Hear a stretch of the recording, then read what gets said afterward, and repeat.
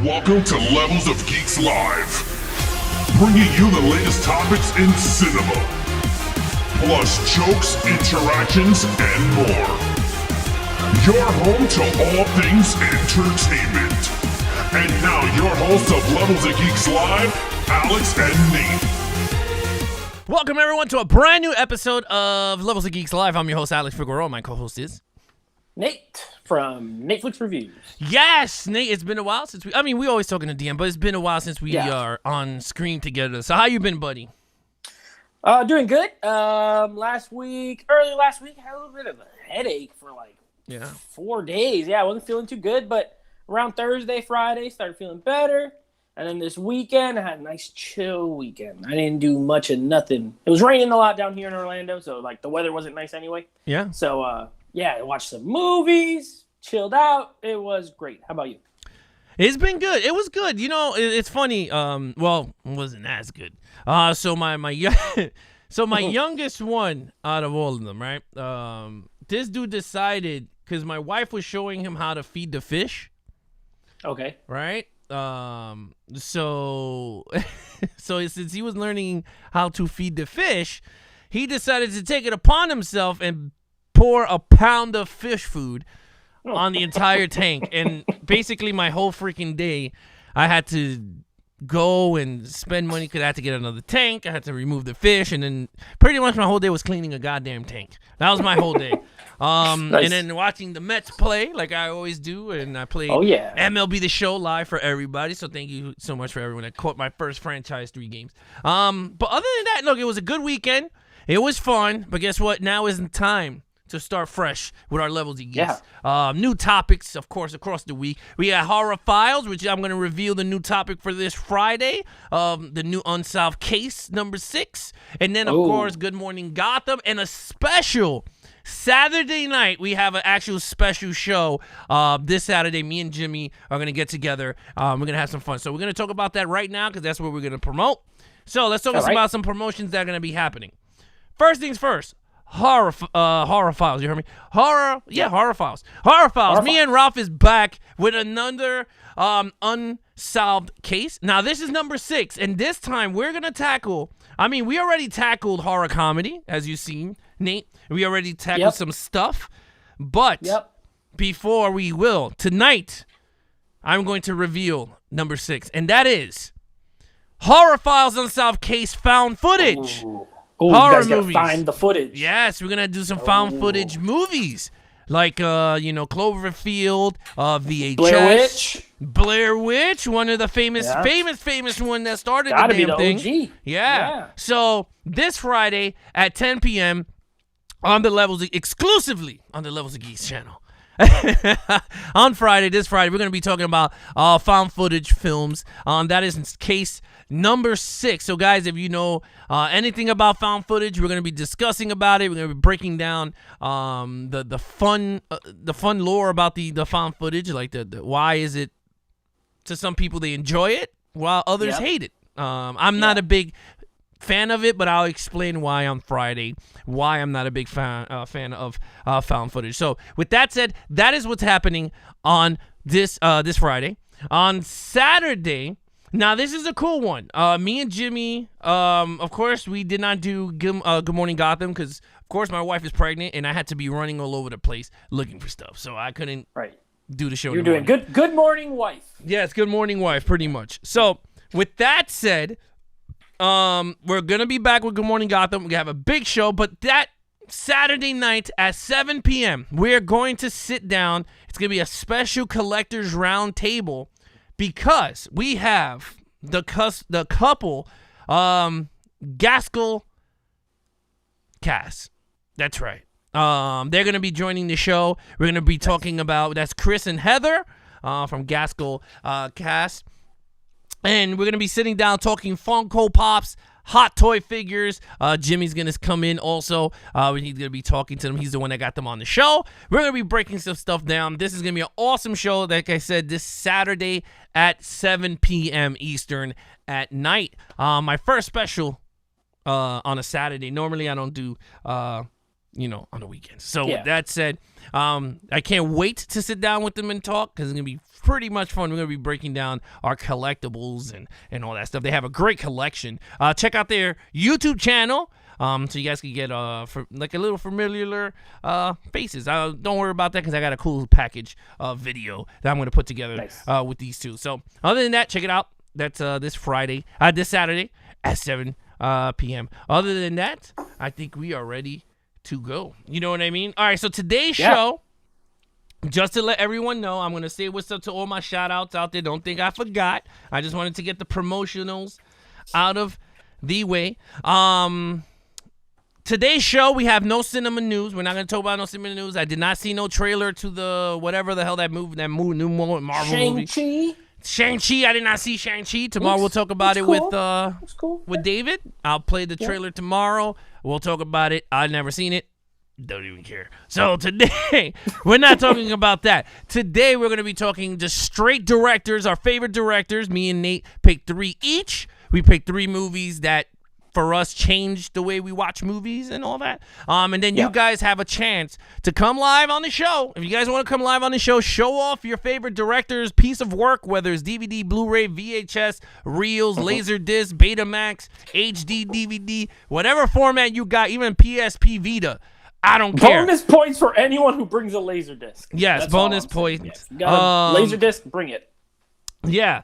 And then, of course, on Wednesday, I'm sorry, I said tomorrow. Sorry, guys, not tomorrow. Yeah, tomorrow, Wednesday. I will be going live tomorrow playing Outriders. I'm going to start a brand new character, and I'm going to play it live for you guys tomorrow. And then, of course, at night, I have the Patreons where we hang out and we rate movies and all that. But other than that, that's what's happening tomorrow, not on Wednesday. That's on with David. Anyway, start with the show. Patreons. Pablo LaFrosia, Jonathan McCoy, Priscilla Vasquez, Charles Woods, I'll Buy the Popcorn, Stephanie, Jay Manley, Becklish, Robert Makes the Cut, and Kevin. Thank you so much for, hooking up our channel. And then we use that money to give back to everybody that's on the channel, like special prizes and stuff. More to come. Don't worry about it. A lot of people say, are you doing more tournaments?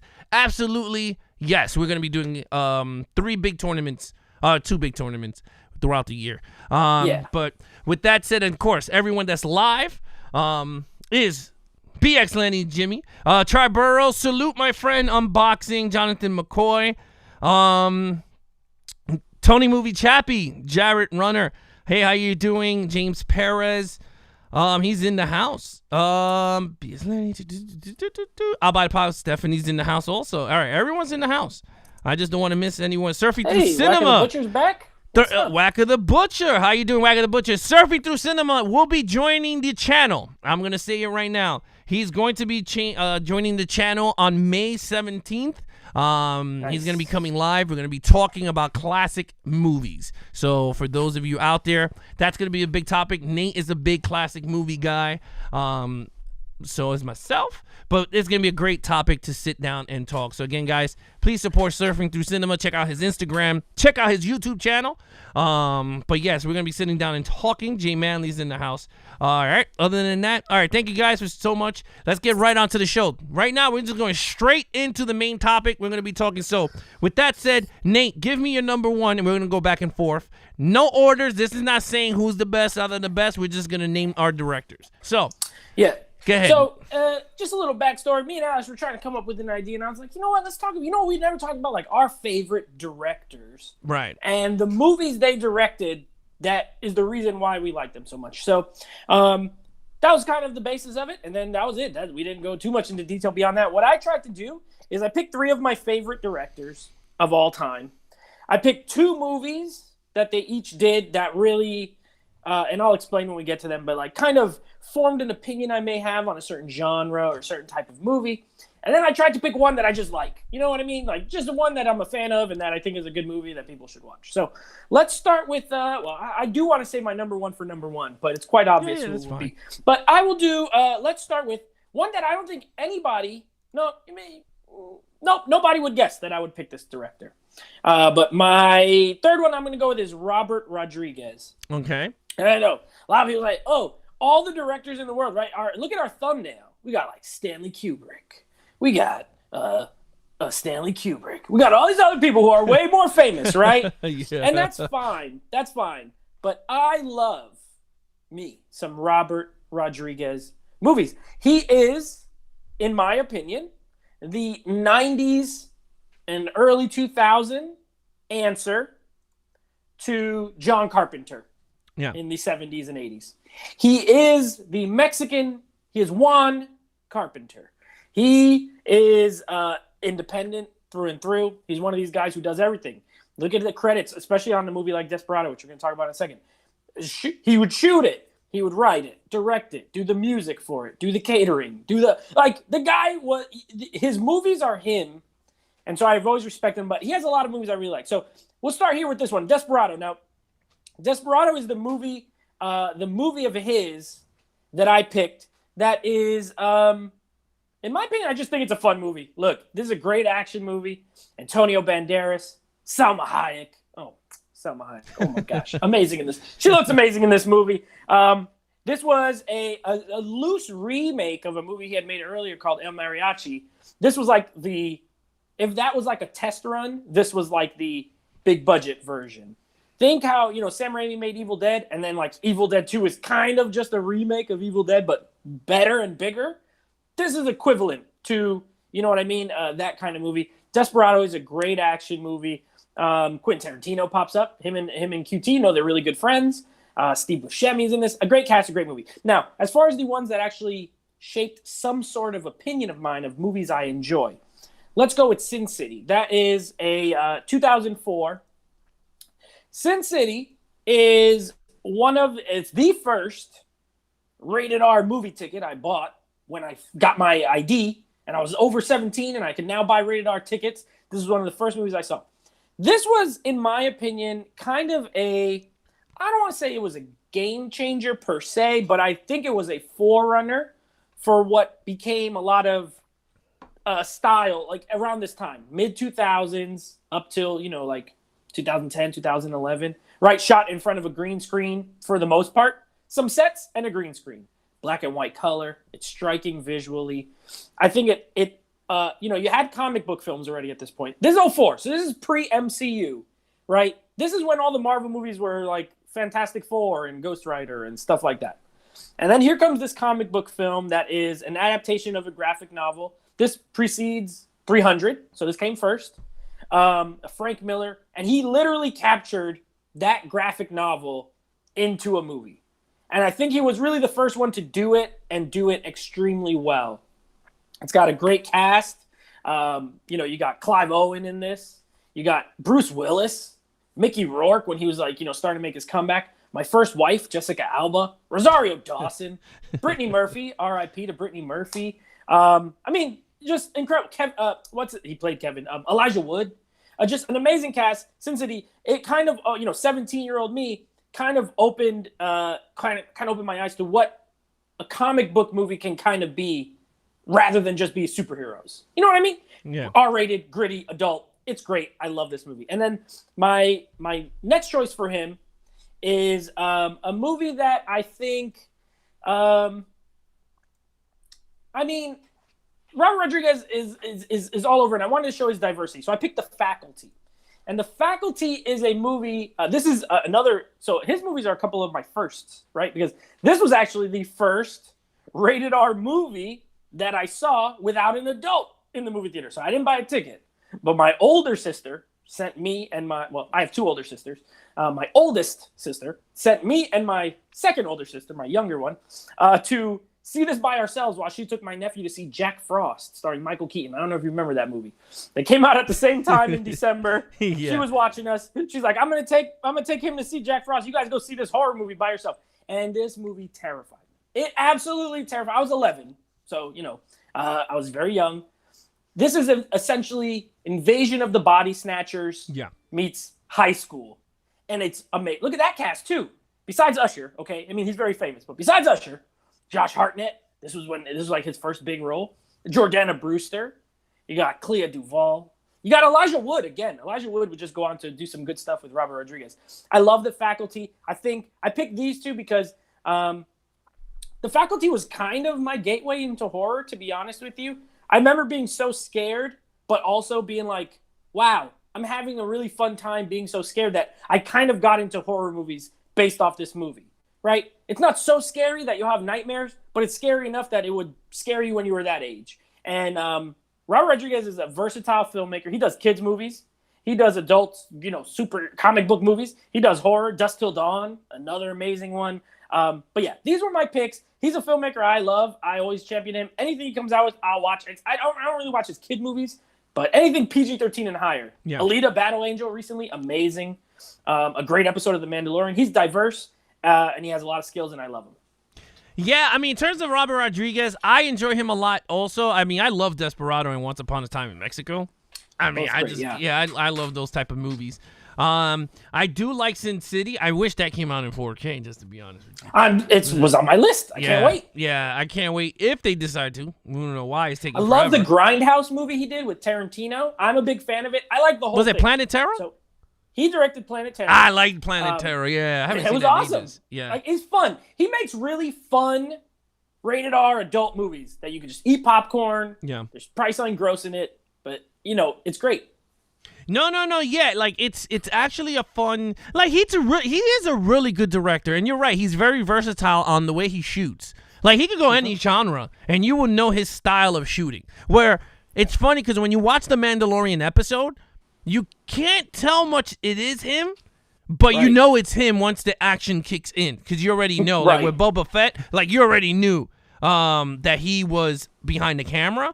But throughout that, like, if you sit down throughout that whole, like, episode, you will not know that he shot that episode. And that's why Mandalorian is so great, because each director shoots the same with the landscapes, but whatever their style is, whether it's action or drama, you see it right in your face. Like, that's why it's so cool with Mandalorian. Like, you know who's the action director over someone that knows how to shoot character development or how to, pace the damn show better. You know what I mean? You're right. Like, look at the Bryce Dallas Howard episodes. They're more like character driven. Yeah. More talky. Mm-hmm. And then he comes in, and that's the thing. He could blend in while still kind of putting his stamp. And really, if you look at his filmography, most of his movies were done on the cheap. He's independent. Like I said, he's got that independent spirit. Yeah. So, some of them look better than others, but they all pretty much look really good visually.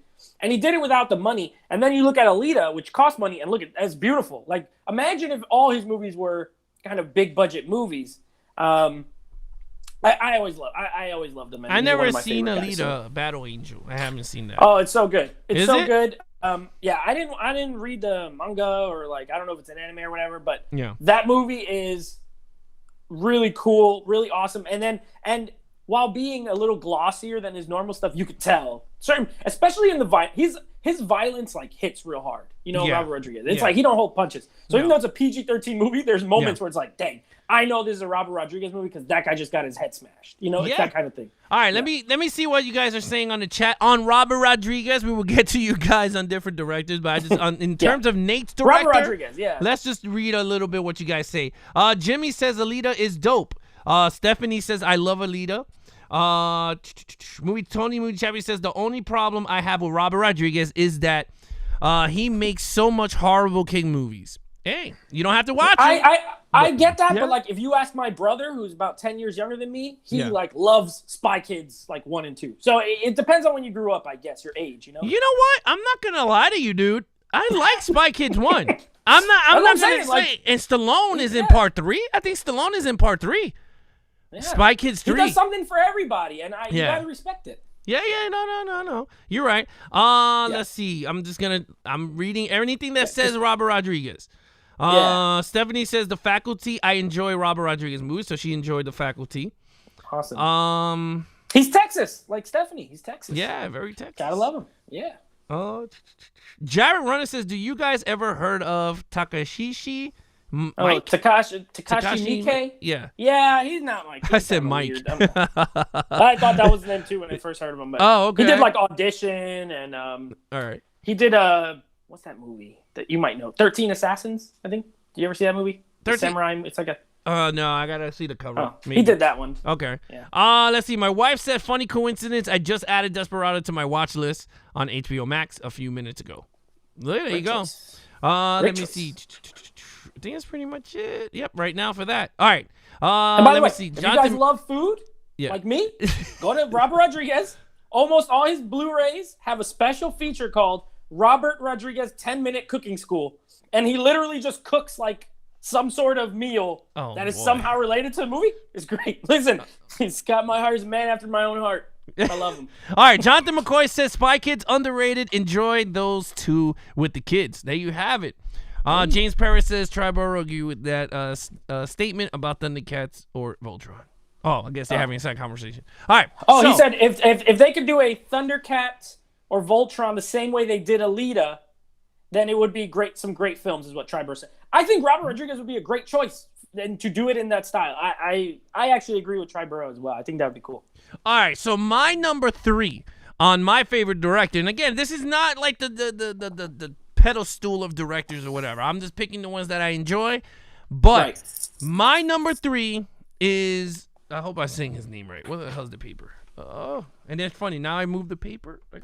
Martin Campbell. Oh, here Martin we go. Campbell. Okay. All right, so I picked Martin Campbell, and the reason why, a lot of movies that he did, I never realized it was Martin Campbell behind the camera until I spoke to Nate about it, and then I was like, holy crap, you're right. All my favorite movies are Martin Campbell. So they are, starting it off with 1996, The Mask of Zorro. Mask of Zorro, to me, is still the best movie, hands down. Like, it's just a soap opera, like a Spanish novella. Yeah, and comes out to life, and I love Mask of Zorro. That is my joint. In the 4K is a little, but it still gives a pack a punch. I thought it looked pretty good in 4K. A lot of soft focus, so it threw it off for me. Yeah, it could be that. But Banderas, Anthony Hopkins, yes, Jones. Oh, that's a classic. Yeah, that's my joint.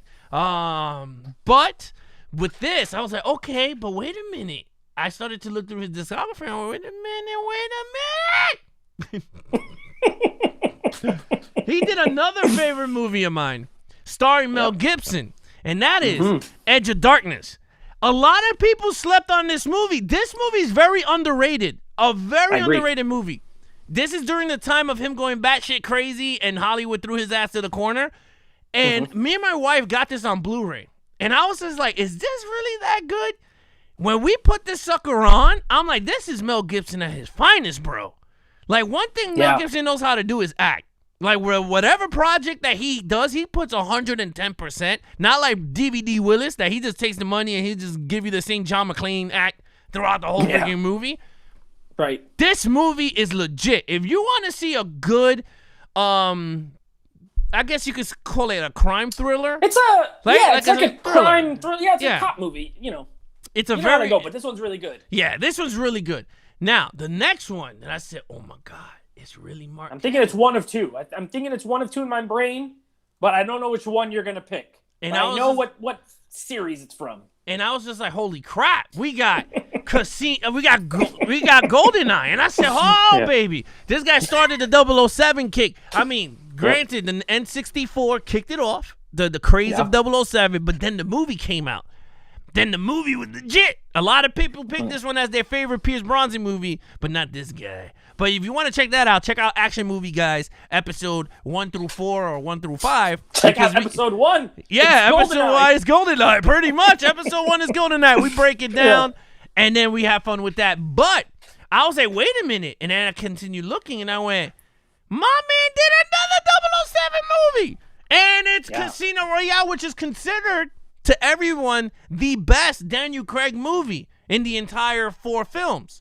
I'm not saying 5 because No Time to Die came out yet. So in terms of the 4, but not to me. I love Casino Royale. I love it to death, but I still think Skyfall is the best one. I'm a Skyfall guy too. Yeah, I love Casino Skyfall. Royale like right behind. Yes, right there. But we're gonna cover that on the Action Movie Podcast. We're gonna rewatch them all and then see if it actually still goes behind each other on that. But yeah, I picked Martin Campbell. For those of you out there, I don't know if you guys agree, but he is my favorite director. You could tell he's a big action guy when you watch his movies because they have some great set pieces in terms of action. GoldenEye has the tank scene, the famous tank scene. Casino Royale, you got the Aston Martin, the bathroom scene in the beginning. The oh my God, that movie should have came out in black and white because the beginning started out in black and white, and I said, you got to give me the whole black and white 007 Casino Royale. But I didn't get that. I love that opening scene. I love that opening scene. All right, so with that said, let's see what they say here. Now, listen, not only that, we got to say, so a couple things on Martin Campbell, because I also like Martin Campbell. Okay. He rebooted the James Bond series twice, and he did good job both times, right? Because, Pierce Brosnan, that was his first movie, was GoldenEye. Mm-hmm. Great. Everyone loves that one in his, set of movies. And then they're like, oh, shoot, we got a new Bond. Who should we get? Oh, let's get the guy who does new Bonds. And he did Casino Royale, and it was also awesome. So just in case you guys want to know anything else he did a little movie. Now, this one's kind of dumb, but I like it. I have it on Blu-ray. It's called Vertical Limit. Have you seen Vertical Limit? Is that with Charlie Sheen? No, that's where they parachute off the plane? No, Vertical Limit's the mountain, like they're in the snowy mountain climbing ones with Chris O'Donnell. Oh no, I didn't see that. Okay, it's not that good, but I think you'll like it because it's kind of stupid, but it's kind of good. And then Edge of Darkness, of course. Now the one thing and The Foreigner with Jackie Chan. Oh, I love that movie with Pierce Brosnan. Martin Campbell. Yeah. He only has one real dud, in my opinion, and that would, of course, be Green Lantern. But you know what? He also came out and said he doesn't like comic book movies and just wanted to try it out. So we'll give him a pass. God! So they give him. We'll give him a pass. They give him Green Lantern. We'll give him a pass. We'll give him a pass for that one. Like, he knows how to make movies. Clearly, he just didn't know what he was doing there. So, Lord. Okay, that's it for me. Yeah, let me just read what you guys are saying, and then we'll talk about it. All right. My wife says the spoof on Mask of Zorro, the Gay Blade, is pretty funny. You ever seen Zorro, the Gay Blade? You ever seen Zorro, the Gay Blade? I've heard of it. I've never seen it. It is one of my favorite movies. It's one of my favorite movies. And my mother-in-law is the one that every time she came over, we used to play Zorro the Gay Blade because my wife hated it, right? She hated the damn movie. And she still does, but it's actually mad funny. It's George Hamilton, right? I don't know if you know who he is. He plays the super tan guy. Yeah, the super tan guy. So he plays Zorro, and then he plays his twin brother that's gay. That's gay. And he's Zorro the Gay, but the thing is, he changes the suit color. So he's pink, he's yellow, he's blue, right? Yeah. So they have a scene, right? That the bad guy, he steals the money and gives it to the poor, right? So there's a scene in the movie that Zorro terrorizes these guys, right? And the bad guy is like, what did he wear? And the guy was like, he's green. Like lettuce, right? And he goes, yeah. And then the other guy comes in and he goes, Alcalde. And he goes, yes. He goes, Zorro. He struck again. He goes, what color did he wear? Red. Red like a radish or red like a tomato? He's like, oh my God. Yo, it is. You know what? I'm going to play the clip. I'm going to play the clip next week live on the show. I'm going to show some Gay Blade clips for you guys, and we had some fun. But it's an actual really funny movie. But with that said, I picked Martin Campbell as my number 3. You picked Robert Rodriguez. Let's go on to number 2. Okay, my number 2. I think my number 2 and my number 1 are probably like my 2 and 1 legitimately, So my number 2 is Mr. Martin Scorsese.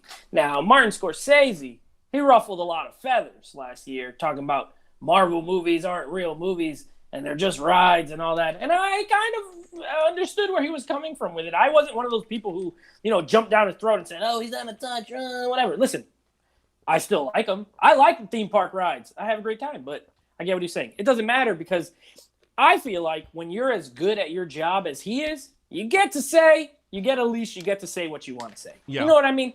So the movies I picked for him. So I picked 3 again. 2 of these were, again, similar to Robert Rodriguez. One of them is just kind of a fun one. Let's just go with the fun one first because I picked, it should be Shutter Island that I picked for Martin Scorsese. Shutter Island is a thriller, I guess. It's not a horror movie, but he does these movies that are not horror, but like kind of could be the cousin of horror. And this one, you have like this one, Cape Fear, kind of in the same vein. Cape Fear, another classic movie from the 90s with Robert De Niro and Nick Nolte. Shutter Island, Leonardo DiCaprio, Mark Ruffalo, Ben Kingsley, a great cast. What you expect nothing less. And Martin Scorsese went through, there's 2 big phases in his career for me. There's the Robert De Niro phase, and there's the Leonardo DiCaprio phase. And both of them are amazing, and both of them are full of just amazing films. Shutter Island, I don't think it's like it didn't like inspire anything in me as far as my movie watching tastes, but it's a movie I really liked. And like, even at his age, he was still making these movies that are very vital, right? Like he's a vital filmmaker. He shoots younger than he is. You know, Clint Eastwood movies are starting to feel like an old guy's making them. You know what I mean? Not Scorsese. It feels like a younger man is making these movies. I love Shutter Island. Okay. Excuse me. Now, as far as let me drink some water. Okay. Breathe, Nate. Breathe. Yeah. So as far as the movies that did influence something in me or kind of help shape my taste in movies, one of them is definitely Raging Bull. Raging Bull is, a masterpiece. It's a masterpiece. Now, I can understand if someone watched this movie and it's like, I could see people being like, I don't really like it. You know what I mean? Because it's a drama. It's very talky. Like, this is a talky movie. It's not an action film. It's nothing like that. But Robert De Niro's performance and Martin Scorsese's directing together it's perfection. It's black and white. Mm-hmm. We were talking about that off air. Shot black and white. Joe Pesci is in this. Amazing, of course. Kathy Moriarty, amazing. Everyone's amazing. It's a tough movie. It's not a lighthearted fare at all, you know? It doesn't have, Scorsese's movies, even the tougher ones, kind of sometimes they have like some humor to them. This ain't one of them. There's no real humor here. It's a tough movie about a tough man who had a tough life. He's not super likable all the time, but you kind of feel for him at times. I mean, it's an amazing film. If you somehow haven't watched Raging Bull, do yourself a favor, watch Raging Bull. It's incredible. Okay, and then my number one for Martin Scorsese, in my opinion, his best movie, and probably the best gangster movie of all time. It's, there's arguments that can be made, but it's got to be Goodfellas. I mean, look at the poster. That trio of actors in this movie are so good. Ray Liotta has never done anything else that has come close to Goodfellas. Yeah. And the reason is he hasn't been in a bunch of Martin Scorsese movies because he's so good of a director. He can get the most out of actors. I feel like there's two directors who are best at this. I'd probably put Tarantino up there and Martin Scorsese. You know what I mean? Ray Liotta's never been better. Robert De Niro, he's just incredible all the time. But arguably his best stuff is with Martin Scorsese. You know what I mean? And Joe Pesci. Joe Pesci is just, we were just reviewing Lethal Weapon 2 the other day. This guy was a goofball. Yeah. Joe Pesci was a goofball. And this came out after Lethal Weapon 2. He's not a goofball in this. You know what I mean? Like, he's scary. He's funny. He's funny, but he's not a goofball. You wouldn't mess with him if he was a real man and you met him in the street. You ain't messing with this Joe Pesci. I love it. The story is great. The directing is great. The music. One thing he's underrated, is soundtracks. Martin Scorsese's movies have amazing music in them. They're extremely well shot, edited. Everything is perfect in them. I think he's just one of the greatest filmmakers of all time. So that's my pick for number 2. Yeah, I mean, these are great picks. I like Goodfellas. I haven't seen it in a long time, but I always remember the scene that they meet Ray Liotta, or whatever his name is. He meets Joe Pesci for the first time in the bar, and then he's like laughing. He goes, "Do I make you laugh? Funny how? Yeah. Am I a clown? Do I amuse you?" Like that was a very good. Yeah. Look at that scene and watch his face switch from he thinks we're having a good time to he's absolutely terrified. And that's exactly what I'm talking about. The directing and acting is so good. It's amazing. Yeah, Raging Bull, I remember seeing it once. I haven't seen it again. But I don't definitely if it comes out in 4K, I will definitely pick it up. I remember enjoying it. And then in terms of Shutter Island, Driver? Yeah. I've never seen Taxi Driver. That I will tell you the fact. I've never seen. But better. No, but I've never seen Taxi Driver. Shutter Island, I remember watching. That's another movie I've seen once. But I did enjoy because it was like that whole paranormal investigation. It wasn't that the movie that he's investigating. So he's investigating a murder on this island that's like it's a mental institution. Yes. Without spoiling it, there's like a twist at the end. It's great. It's a great movie. Yeah. No, it's really good. And Wolf of Wall Street, Gangs of New York, The Departed, Cape Fear. Irishman, right? The Irishman. The hits just, they go on and on. King of Comedy. Yeah, there you go. Look, Wagga Butcher said King of Comedy is basically Joker, but way better. Gigolo says, was Leo's character what? Hallucinating? Or did they really happen? That's the. If we want to talk a little bit, okay, so we'll just talk a little bit. Honestly, I think it's pretty clear because this was a debate when it came out. Like, is it imagined or is it whatever? I didn't get that as far as like the Total Recall thing where it could go either way. It seemed pretty clear to me that he did what he was on the island for, and the doctors and stuff were being honest with him as far as what he was doing, right? And the ending suggests he knows he did it and is okay, like just forgetting about it at that point. You know what I mean? So I think, everything really did happen. I don't think it's really hallucinating or anything like that. But that's my 2 cents. There you go. All right, so here we go. My number 2, right? Yeah, my number 2. Yeah. So my number 2 is from one of my favorite actors, okay? I know people are going to be all like, oh, really? Why? Like, I'm just going to say it right now, okay? My number 2 favorite director. Okay, we're talking about favorite directors that I enjoy watching, not about the plaques on the walls and what the hell they did in Hollywood and what they changed in film history. It's what I enjoy and why they're my favorite director. And I picked Stallone. I think Stallone is a very good director and a great writer. I mean, now he's starting to become a good writer. John Rambo, to me, and this is not about changing history, because I know we were talking about changing the way we whatever, but it's not about that. It's the way that they tell the story behind the camera. And I think John Rambo, to me, is one of those. This took a character, besides the first movie, that was a real movie, that was drama, him at his best acting-wise. Mm-hmm. He brought it back with John Rambo. Regardless of the ground beef scenes that he's tearing people up, if you look at the message that he was telling behind this story, it's a real life story. Like, if you really think about it, the incidents that happened in Burma, it's based on a true story. So with that said, I had to pick Stallone. I picked the Rambo because that one's a really good, and to me, I was like, they had to continue the franchise if they're going to go down this route with this style of storytelling. Now, my second one that I was like, holy crap, you can't get any better than this. It is Rocky Balboa. You cannot get better. I mean, besides Rocky 1, I mean, you can say Rocky 1, of course. But to end a franchise, it should have ended. Rocky Balboa was the best way to end the damn franchise. You know what I mean? It was like one of the best way. He wrote it. He directed it. You got the same feel as Rocky 1, but more modern take of it. He stripped away his stone, his lover. Adrian was gone. You got to see a broken down Rocky. You felt Rocky. The minute he started training, you got mad excited, regardless if he was like 80 years old. You were all up in it when he was doing it. Once he started to do the boxing match, you felt like you were in the fight, like you're watching an HBO fight come to life. Rocky versus Dixon. It was to me, is one of the best finals of a franchise. Like, this is number 6 in the and think about that. This is number 6 in a lot of movies that feels like it could have been slotted after after 1, and it still would have been a great movie. So think about it. Stallone brought it back to the roots of Rocky with Rocky Balboa. All right? I know people are going to go crazy with me and go, oh, you know what? You nuts, Stallone.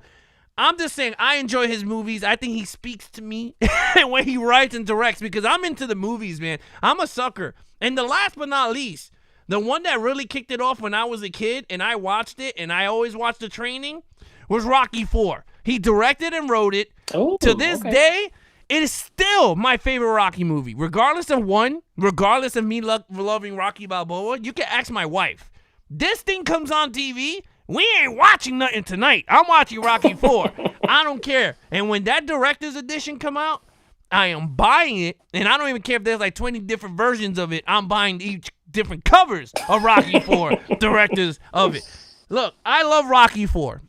Everyone can say whatever they want about it, how corny it is, the unrealistic boxing. Guess what? The damn franchise is unrealistic at this point. It's just it's just something about the nostalgia. You remember yourself as a kid when you watch Rocky 4. That whole the whole training montage. You cannot name me another better movie that has a crazy montage of training than Rocky 4. Like, you know what I mean? It's easily one of the most iconic ones. Yeah. Definitely. Besides Rocky 1. But this one is very, very iconic. All right, let's see what people are saying here on this choice. Am I getting laughed at out the building? All right, here we go. Ralph says Across the Nation. Yeah, that's right. Robert Makes the Cut says the director's cut of Rocky IV will be out in the fall. It'll be right in my house in the fall. Tony Movie Chappie says my personal Rocky movie. See? Come on. You can't. Unboxing says I can't wait to pre-order my Rocky IV director's cut on 4K. All right. Red 4K says Rocky IV is easily the best, and it's not even close. Laughing. Maybe the first is close. See, and that's the thing. Like, when I speak to other people that are like movie fans, when it comes to Rocky movies, everyone picks 4, 1, 2, or 3, right? Because those are the easy ones. Right? And then you got some of them like Balboa, but not many like Balboa. They'll say, oh, it's really good, but I haven't watched it in God knows when. But when you name them, it'll be it's either 1, 2, 3, 4 in their top list. But 4 will always be their number 1 to a lot of people because everyone knows that basically the whole movie was a music video. You have There's No Easy Way Out. You got the Hearts on Fire. You got the Across the Nation, what's his name? James Brown. Then you got the montage after montage of him working out in the snow. So I could see it. I mean, I don't blame it. Where do you rock Rocky for in your rankings? It's a good question. And you know what? I just want to say, as far as your Rambo and Rocky Balboa picks, he really tapped into those characters he played all those years ago when they were old and tapped into it. And I agree with you. I think they're both two of the best in their respected franchises. Yeah. Potentially the best. So Rocky IV is the most 80s of the Rocky movies. Yeah. And people who love 80s movies always pick Rocky IV as their favorite. You know what I mean? It is the music. It's everything you said it is. You know what I mean? I love Rocky IV. I'm not the biggest 80s movie guy. We've already talked about it. But I love Rocky IV. If I was ranking them, I'd probably put it right in between the first one and Rocky Balboa. 2 is fine. 3 is fine. 5 is crap. I think, 1, 4, and 6 are the best 3. And I agree with you. I think as far as Rocky Balboa, it acts really as a part 3 to me. Because in the first one he loses, right? But he's an underdog, but he loses. In the second one he wins. So if they picked up Balboa and his history is just, he kept winning and won championships and now he's trying to come back, it works. It works as a part 3, really. Yeah. 4 is kind of like a side quest where he's doing this personal fight against this guy who killed his friend. It's not necessary, but it's also awesome. And Drago's an awesome villain, heel. Yeah. It's great. I do love Rocky IV. It's awesome. No. Look at that poster. I mean, come on. You can't get any American, bro. You can't get any American than that. No. Like you cannot he only directed 10. He has 10 credits. Yeah. I haven't seen 2 of these movies. I've never seen Paradise Alley or Staying Alive. Okay. Is Staying Alive the John Travolta? Is that a John Travolta movie? Yeah. Okay, I haven't seen it. He directed Rocky 2, Rocky 3, Rocky 4, Rocky Balboa, Rambo, and The Expendables. I like The Expendables. That was a good action movie. It's funny. I like one. Okay. Yes. We're getting sidetracked, but I like one. But I think Expendables 2 was way better in terms of story and then all the iconic characters together. I like Expendables 2 better also. Yeah. But 1 was good. No, 1 was what good. It was for bringing back all those people. And, it was cool. No, it is. All right, let me see what you guys. 2 is better. Let me see what you guys are saying, and then we're gonna get right into it. Robert Makes the Cut says Drago. Charles Wood says greetings, unboxing. Jacob says Frank Stallone is in the Rocky movie also singing in the street with the band jukebox, and he fights a scene as well. That's right. Frank Stallone is going do-wee-wop. Scooby-Doo-Doo-Dee, do-wee-wop. Yeah, with the fire in the dumpster cans or whatever. Yeah. Rep 4K says Rocky 5 is crap, but I think it's better than 3. And then he's laughing. Oh my God. Unboxing said this is his rankings will be Rocky 5, Rocky 3, Rocky 2, Rocky 4, Rocky 1, and then Rocky Balboa. Actually, that's pretty interesting. Fair. Nice. Yeah, that's pretty fair. Exactly what I said. The top 3, most people would say that. Yeah, Charles Wood says the greatest Christmas movie of all time. Robert Makes the Cut says Creed is awesome too. Creed is not a Rocky movie, so I don't account those into the franchise. I do like Creed, but yeah, it's not. It's its own Rocky. franchise that has Rocky in them. Yeah, it's like a DLC to Rocky. Exactly. Right? Like, yeah. It's pretty much an expansion. It's a side. Yeah, it's expansion. It's an expansion to the franchise. Let's see. Unboxing says Whack a Butcher. Check it out on HBO Max. Trevor Gigolo says that's what I always thought too, Nate. I guess you're talking about something. Oh, you're talking about the Shutter Island. Oh, okay. Whack a Butcher said, yeah, I haven't seen the Rockies either. Whoa. Charles Wood said Rocky 4 changes America forever. It does. Rep 4K. Nobody likes 5. I kind of enjoyed it if Rocky's kid wasn't in it. Yeah, I guess. 5 is silly. Yeah. Look, one thing I would say though before we go to the next topic is I like that he's doing a director's cut of 4. And we already know it's going to make tons of money because everyone's going to run out and get it. They need to come out with a Rocky Balboa 4K set. It's time to upgrade Rocky to the highest level. In my opinion, I think they should come out with a Rocky. And maybe in the 50th anniversary of Rocky, they should come out with an entire anthology of the Rockies. Never before seen footages like me and you talk about. Never before seen footages. Because I know the director's cut, they did reveal the director's cut is going to have the behind the scenes of him restoring Rocky 4. So I'm like, I'm dying to see the behind the scenes of how that. It's in 4K, yeah. Oh, no. Rocky 4K? They call it Rocky 4K? No, it's Rocky cool. Rocky 4, but it's called the Ultimate Something Edition director's cut. Like, it's going to be a long name. Coming out in 4K? What, this movie? Yeah. Which one? Rocky 4? Yeah. Rocky 4 is in 4K. Yeah, that's the whole thing. It's 4K director's cut. That's what I mean. It's going to be in 4K. Yeah, okay, yeah. That's what 4K director's cut. Yeah. So, yeah, I'll buy that. No, that's day one, hands down. And I'm gonna be training. I have that heavyweight. I have that heavyweight. The Blu-ray set.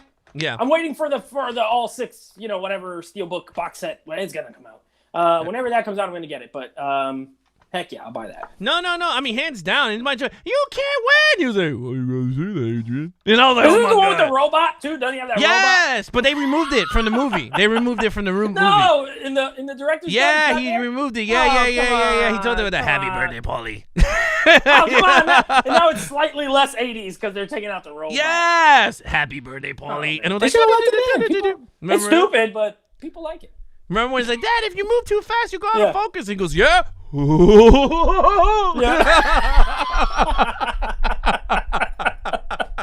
I'm sorry. Exactly. We're going straight to Rocky. Yeah, we got straight Rocky 4. I'm so sorry. I get too excited when we start talking about Rocky. All right, let's have some fun. What is your number one? Because I think me and you have the same number ones. But let's get right into it. I think we just talk about it together because... Yeah, this should be good because I know I've talked with Rev 4K. What's up, Rev? By the way, in the chat. Yeah, Rev. I talked with him off air about this. He's not going to agree with this, but that's okay. That's why we all have opinions. You know what I mean? Mm-hmm. My number one director, my favorite director of all time, is Mr. Steven Spielberg. Now, I will give you this. It is probably a common choice, but I'll explain my reasons for putting him as my number one. You know what I mean? Because everyone has their different reasons and tastes. I think another, you got a lot of popular picks for best director of all time, right? Yeah. Quentin Tarantino. A lot of people like to pick Quentin Tarantino. A lot of people like to pick Stanley Kubrick. Very popular as far as best of all time. Hitchcock. You can make a case for any of these guys. Trust me. I love Hitchcock as well. Christopher Nolan, David Fincher. Clint Eastwood. Ridley Scott. Like Tony Scott. All these guys are in my favorite directors, but Spielberg is my favorite director of all time. So I'll just start with the movie. I'll start with the fun movie, the one that's like, it is a movie I love, but it's not one of his best in my opinion. Yeah. And that is a little movie called Hook, starring Robin Williams. It has an amazing poster. Hopefully you got the amazing poster with like the drawing on it and everything like that. But Hook is a movie. This was kind of my first experience with Steven Spielberg because this came out when I was 4 years old. Okay. So watching it as a kid, I was like, oh, wow. And I didn't grow up with the Disney Peter Pan. I knew Peter Pan, I knew of Peter Pan. Yeah, look at this. This is, back when posters were cool. I knew of Peter Pan, but this was more so my Peter Pan story, if anything, that I grew up with. Robin Williams, amazing. Dustin Hoffman as Captain Hook, amazing. He's great. He's great. Yeah, Bob Hoskins as Smee is hilarious. We got Rufio. And listen, I love Hook. Is it Spielberg's best? Nah.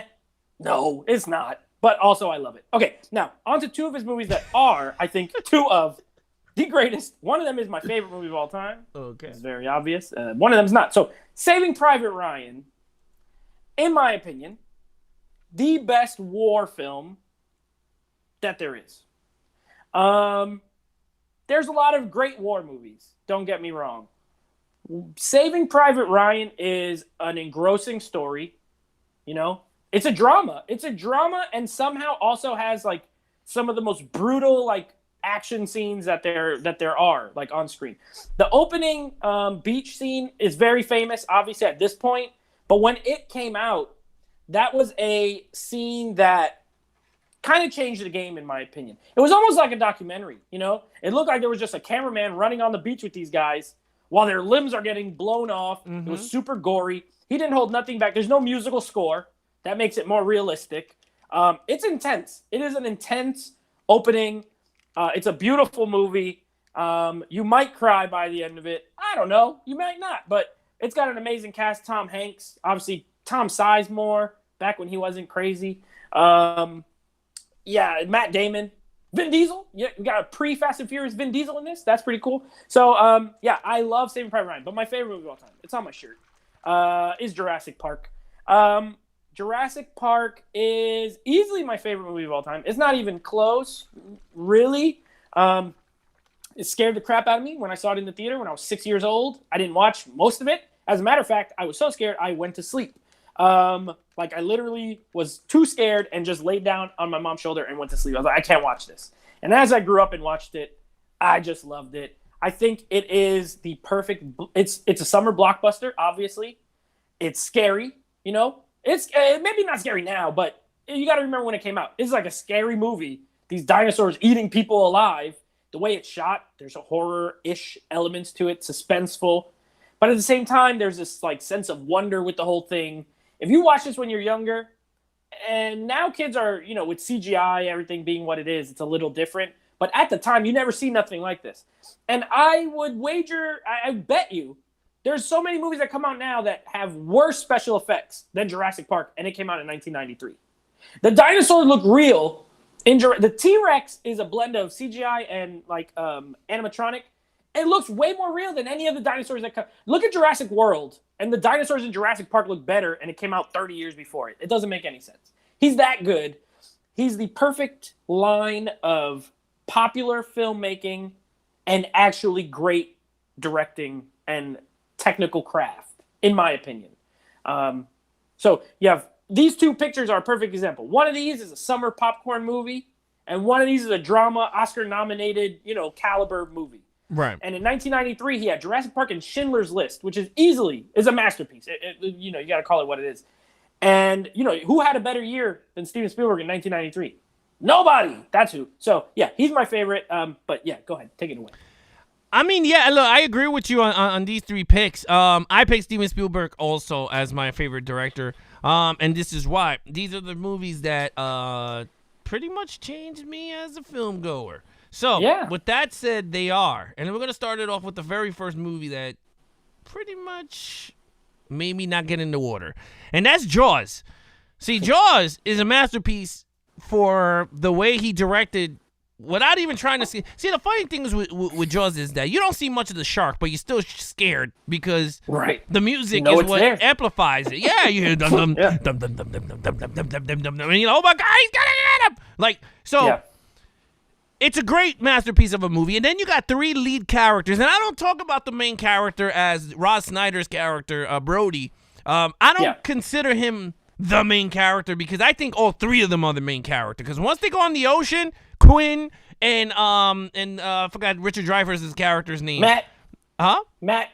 It's Matt something. His name is Matt in the movie. Yeah. Last name, yeah. Yeah, but I know it's Quinn. I'm sure Robert will tell us in the chat. Yeah, Robert's gonna say it, but I know it's Quinn, Brody, and I forgot the other. Yeah. Something. Matt. What's the name of Richard Dreyfuss's character? Robert, tell us.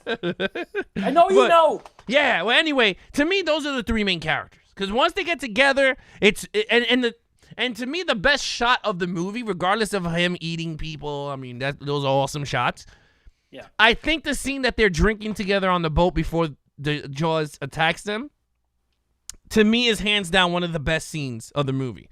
When they start showing each other their attack, like the scars between Matt Hooper. Yes. Hooper and Quinn. Yes, thanks, Robert.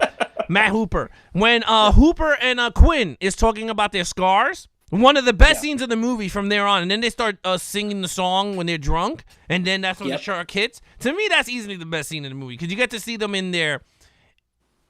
You already know the shit's gonna hit the fan after they get drunk. You know what I mean? So to me, Jaws hands down. Next, the one that I'll talk about this because you already talked about it. Jurassic Park. Okay, Jurassic Park changed the landscape of dinosaur films forever. Okay, the way he told the story, everyone will always gravitate to Jurassic Park 1 more than 2 and 3. I'm a sucker for 2 and 3. I'm just gonna say it now. I know those are horrible to a lot of people, but you know what? I enjoy watching them. Yeah, I just enjoy watching them. I like the whole franchise, really, but I like 2 better than 3, but yeah. Yeah, no. It's funny. I like 3 better than 2. Because most people do. Yeah. Most people do, yeah. So, I don't know, but I like the whole, you know what? I'm a sucker for it. Anything dinosaurs in a park and you let them loose due to stupidity. I mean, look at Jurassic World. How the hell did the dinosaur get put? They decide to put a fat person to open the door, and it takes 10 years to get back to the door. That's the only reason why that park went to shit. It's because they put the fattest security guard to open the gate. Like that. Who thought of that shit? Like, come on. That first movie, too, like Jurassic Park. Is the fat guy who decides to open the gate. Seinfeld, the guy from Seinfeld. Yeah. Wayne Knight. Yeah, so like, look at that cast. It's kind of weird, right? Because Sam Neill, to that point, he wasn't really. He was the Omen. He was there. Yeah, he was the Omen, and then even after this, he did like some horror movies and stuff. He wasn't a big name like that. Laura Dern, became something. Obviously, Samuel L. Jackson became one of the biggest, like movie stars ever. But other than that, it's not a cast full of. And of course, Jeff Goldblum. Jeff Goldblum. Yeah. But even him. None of those guys, he did not have a star in that movie. He didn't have a Tom Hanks.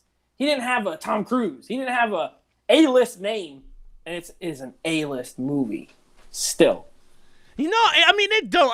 I'm just saying, look, Jurassic Park 1, but I kind of know the formula. If you see a fat person in the movie, you know he's going to open up something. he's going to screw it up. He's going to screw it up somewhere. All right, here we go. The last but not least, the one that made it all possible. The one that changed me and is always going to be Indiana Jones? Temple of Doom. Hands down, Temple of Doom, man. I love Temple of Doom. I can't wait till we tap into all the 4Ks. Besides Crystal Skull, I don't know if I want to see that one, but we are, just for the channel. We're going to rewatch Crystal Skull. But I can't wait to see the 4K conversion of Indiana Jones Temple of Doom, especially when they're in the roller coaster scene at the end, when they're in the mines. I gotta see how even worse that looks, because you already saw how horrible it looks in Blu-ray. But the CGI, hopefully they touch it up a bit, but I doubt it.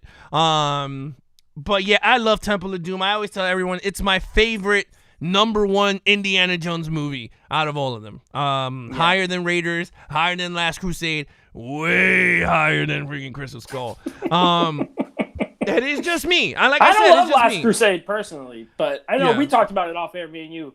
Yeah, I think it's fine. I know some people who love it. I'm not one of them for some reason. It just never hit me like that. Yeah. I love the first 2. Yeah, it's very dark. Yeah. And the crazy thing is and me and you always talk because you're like, dude, you always gravitate to dark films. This is the darkest out of all the Indiana Jones movies. All of them. And the crazy thing is, if you look at each of the movies, there's Star Wars references in them. Okay? Yeah. In Indiana Jones Temple of Doom. Yeah.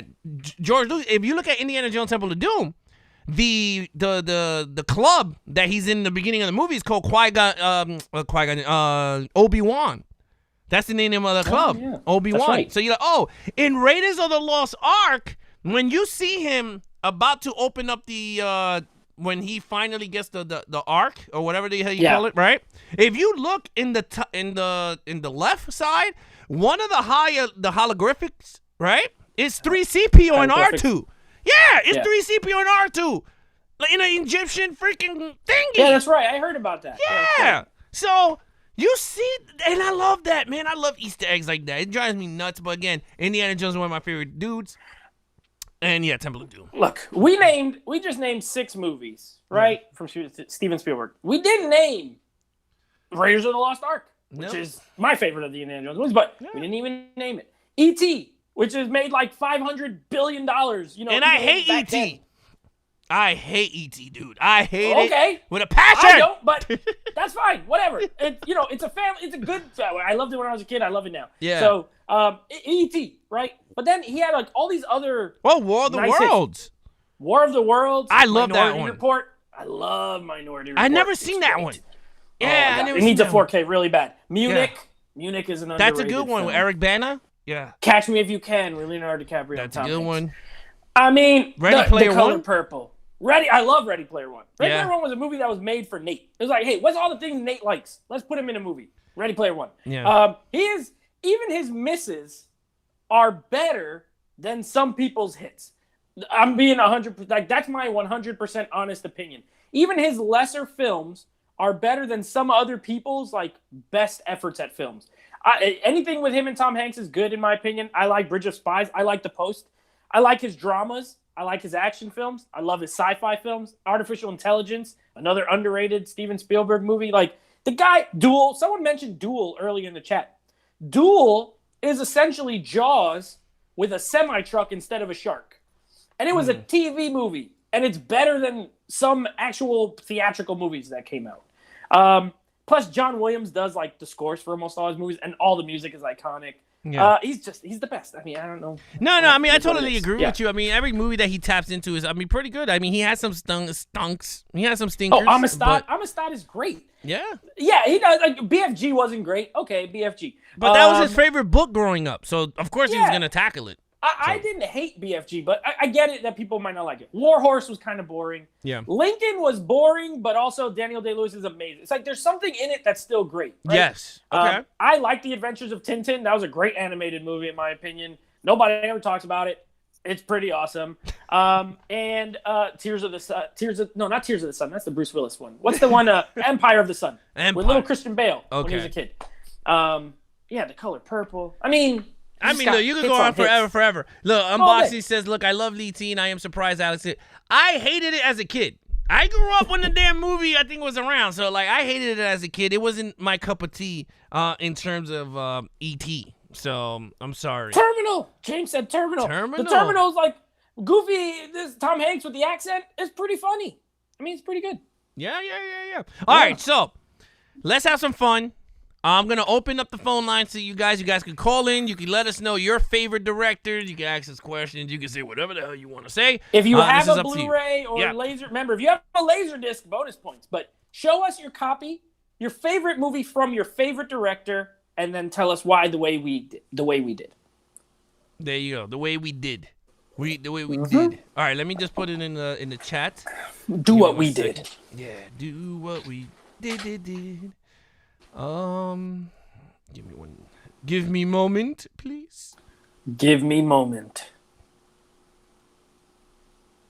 Oh yeah, Robert said the Sugarland Express. Robert, I think me and you might be the only people in it. Maybe Jay saw it. I don't think a lot of people have seen that movie. With Goldie Hawn when she was younger. It's a pretty good movie. It's not his best, but it's pretty good. But it was also pre-Jaws, I think. I think it came out like just before. It might have been just after, but I know it was like Duel.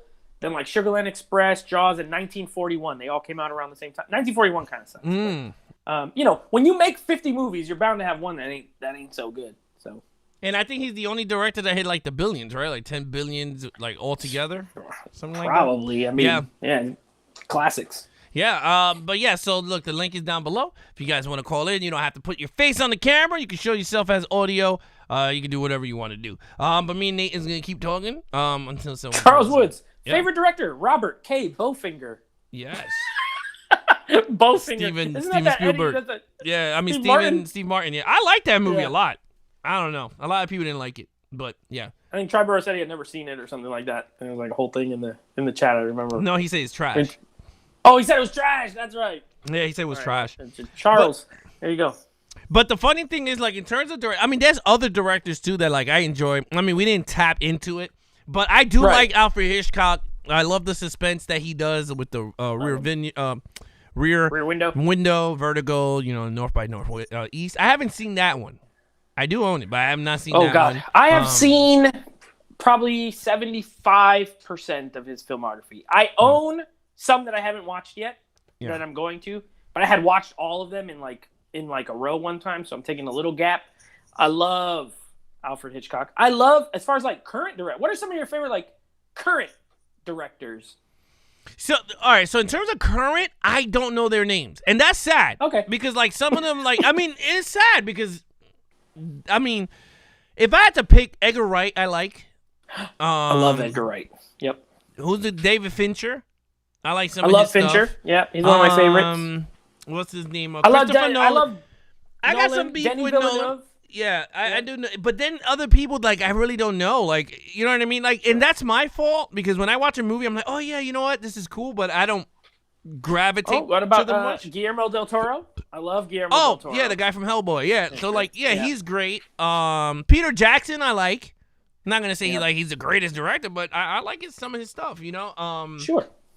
But, I love Zack Snyder. I'll tell you that right now. Here's a good debate. This is always one that I've gotten into with a few of my fans. My friends who are like big movie. I don't have any fans. My friends who are like big movie fans. Yeah. Who do you prefer? Ridley Scott or Tony Scott? Oh, that's a good one. Because Tony Scott is like the action movie guy. He's straight up action movies, but also bangers, right? Just like nonstop. Hey! All right, Roberto! How you doing, my friend Robert? Good, how you doing? Hey, I love your shirt. Thank you so much. Oh, thanks. Hey, cool shirt. Yeah. So what do you got to say, buddy, before we because you got a lot of people on the thing. What's your favorite movie? This is a real hard one. Okay. But I'm gonna I'm up there with you, Alex, too. Sylvester Stallone was up there too. See, look at that. It's a hard choice, but I'm gonna pick John Carpenter. Ooh, that's not bad. That's not bad. So we're what resonates with me other than Halloween is Escape from New York. I have the UK copy in 4K. Yes, love it. Nice cover. Yeah. Yeah. You get the back there. And also I found out you could get this on Zombie Doc. I had to get it. There's a collectible coin as well. Look at it. It has a timer on there. Nice. I knew you were gonna have something else. I was like, he's about to have Kurt Russell's head. Wig. Yeah. No, but we were on the same wavelength there. Yeah, Robert. So what about Escape from New York that resonates with you, and why did you pick that one out of his entire catalog of John Carpenter? I think that's one of the first movies I've seen of his first experience with John Carpenter. I wasn't supposed to see the movie when it first came out. I was 14 years old. So I think I bought a ticket. I think I bought a ticket to a PG movie and went in there. That's probably what happened. That's the way to do it. That's the way it works. No, and it was just when it was surreal when I seen it. Because you're in there, like the movie was I think the budget was like $5 million or something like that. I don't know what it was, but it looked a lot more than that. Yeah, for its time, it should have been. For its time, yeah. No, I totally agree with you. But other than that, thank you so much, Robert, for sharing your favorite director, your favorite movie from the director, and giving us why. So I like that so much. Coming up next on the show, I like John Carpenter, by the way, as well. My favorite from him. Halloween, probably, but The Thing. I love The Thing. He had so many. He has so many. He got nothing but hits. If I had to pick one for John Carpenter, I would pick Vampires. I like Vampires a lot. That's a good flick. Yeah, I like that one a lot. I just got that on Shop Factory. Yeah. I just got it last week. It's a very good transfer too. But thank you so much, Robert. You can call again Anytime. if you have another one that you want to share with us. I just want to get things moving. We got like 5 people waiting. See you tomorrow, Robert. Yeah. Yeah. All right. Let's get next on the list is Surfing Through Cinema. He's on the list. Nice. Let's see. Let's put him on the call. He's gonna have an interesting pick. Yeah, I feel like I have a feeling too. So let's. It's gonna pick like something from like Cecil B. DeMille or something. Maybe something like that. I don't know. We'll see. Do we got him here? Did I put him in the call? Hold on. He's there, but he's not in the box yet. Oh, there we go. There we go. We got him. We got him. Hey, how you doing? Doing good. I love your background. Oh, thank you. Great background. And that shirt is the Hawaiian shirt. Yes. Of course. So what's up? So who's your favorite director, and which movie do you enjoy, and why? Yeah. So I gotta agree. I love Steven Spielberg, and I got Raiders of the Lost Ark here. It's definitely one of my favorites. I love the cinematography in that. I love the. I just love Indiana Jones in general. One of my favorite characters. And just for fun, I also have this on VHS. Whoa! Wow! Whoa! You got Jaws! He got the double VHSs coming out. That's right. Nice. And I saw you have a lot of other VHSs because I saw it in your Instagram. You posted up a lot. The Rockies, I believe. You had the Rockies, right? Yeah, all of them except for one. Of course, someone already took it, right? Do you watch them? Like you have a VCR? I do. You got one right here. Oh, nice. Very nice. Hey, sometimes you be shocked on how the VHS comes with more scenes than whatever you see on Blu-ray or on 4K. This is a totally different movie. What? Totally. Seriously. Yeah. No. I mean, like, I'm not even shitting you. Like, seriously, some of the cuts on the VHS you would never seen on Blu-ray for some reason. I don't know if it's because of the production company, which is like when they gave the rights or something like that. But yeah, no, that's actually pretty cool. But yes, Surfing Through Cinema, everybody will be coming to the channel on May 17th. We're going to be talking about some black and white classics. And we're going to talk about how it compares to modern films, or is it better than modern films? So yeah, it's going to be actually a pretty good topic that we're going to talk about. So thank you so much, Surfing Through Cinema. It's great to see you. We finally get to see you. Thanks for calling. Yes, and rock a Hawaiian shirt. I love the Hawaii shirts. I'm going to rock one the day you come on. I'm going to find one, and I'm going to put one in your honor. I'm going to put one on. I might get a Ghostbusters one. Just to be awesome. There you go. Yeah, I gotta throw a little. I'll order one. You know what? I'll order one too. We're all gonna do Hawaiian. Yes, we're all gonna do Hawaiian shirts Yeah. just because you're here. We're gonna do it. All right, guys. All right. Thank you so much, Surfing. Let's get some more people on the call. Who we got next? We got some question marks here. Who the hell is the question mark guy? Ooh, it's just a bunch of question marks. Yeah, it's a bunch. Is it Charles Woods? I don't know if I hear his voice. Who's this? Oh, nope, that's not. All right, wait, hold on. Let me put you live. Feel like it's Jonathan McCoy. No, I feel like it's somebody. All right, who is it? Reveal yourself. Hello? For a month of wait. Your long, big unboxing. anticipation. Uh-oh. At the fire. Oh! And it's Men in Black glasses. Men in Black? Is it Levels of Geeks I was in gonna say 3D? Terminator 2. Got some Terminator 2 glasses on. We got Levels of Geeks in 3D. Yes. All right, so unboxing. We got you on the call. Who's your favorite director? What movie from their catalog and why? You got to pick one. All right, so I actually had to hurry and decide because your guys' show was about to come on. I was trying to fix some stuff for my movie. Okay. But I go with the man, the myth, the legend, Steven Spielberg. So I picked out some movies. I got Jaws here on the 4K. Okay. Great one. And this is how it got me started to like love all these older classic movies, even from today. Because, Jaws was the one that kind of helped me go through this. So, without Jaws, I probably wouldn't have been watching all these older classic movies. And then I know this is Steven Spielberg's franchise, basically.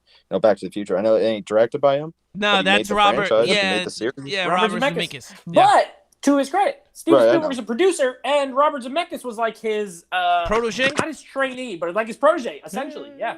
He's Steven Spielberg Jr., so that's okay. Yeah. All right, so there you have it. We got another Steven Spielberg on the list. So thank you so much, Unboxing. I'll be seeing you in Nate Stein's movies in a couple weeks when we play. He's training. He's training hard. He's training. I saw he's lifting that little tiny weight. He was doing push-ups. Yeah, he's doing it. There you go. I'm doing my push-ups, getting ready for you, boy. Oh, there you have it. Boy! I've been waiting for this moment. So you call him a boy. You guys started calling me a chicken. Yeah. We'll see you there. No, we'll see you. All right, so thank you so much, Unboxing, for calling in. All right, thank you so much. All right, Nate, so here we we'll go. meet again soon. Oh, there you go. Oh, he's talking smack. I'm scared, bro. I'm loving it. I like it. I respect it. Yeah. All right, here we go. Next on the call, we have who we got? Wacka the Butcher. Oh, Wacka the Butcher's on. All right, let's see what he has. I'm gonna guess he's gonna come with he got some like John Singleton. Johnson or Sam Raimi's Spider-Man. He always whips out Spider-Man. Oh, yeah. He always does Spider-Man. Actually. All right, so who you got? Here we go. Famous director. Pick one movie from the catalog and why. Or if you have it, show it off. And let's see what you got. Hold on. Let me. Okay, this is going to be hard. Oh, he's going Francis Ford Coppola. Yeah, he got some, like... I see some Godfather somewhere. All right, hold on. Let me get the... This is he got VHS too. Oh my God, he has the film rules. The Godfather. He got film rules. When you say the best gangster movies, I think you have to mention the first. The third one can just. The first. He threw it. Yes, he's right. He threw it to the side. The first two, though. Yeah. That's why I said when I was talking about Goodfellas, there's a strong argument. Period. Okay. Because the Godfather and the Godfather 2, I actually like the Godfather 2 better. Yeah, but I agree with they you. are both. Yeah, they are both up there. Absolutely. All right, so Wacka the Butcher, why did you pick out of all the directors? Why did you pick The Godfather?